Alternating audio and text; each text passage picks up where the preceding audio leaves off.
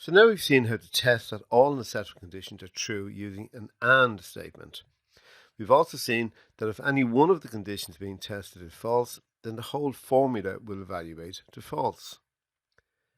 We also saw that we could interpret the result of the AND statement to produce meaningful results by embedding the AND statement within an if statement. What if we want to find out if any one of the conditions we are inspecting is true?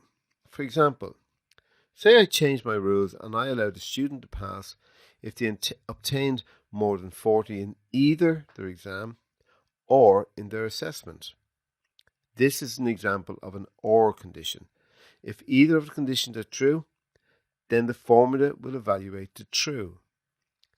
Excel, of course, will read the formula from left to right, and if it meets any condition which is true, it will stop and return a true to the system. So now we can illustrate this by reference to our previous example. Let's modify the formula to change the AND to an OR. That's the only difference. Now what will happen is that if either of the conditions is true, the student will get the well done message.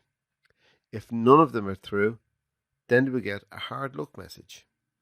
Try it out and test by changing the student marks in the appropriate cells.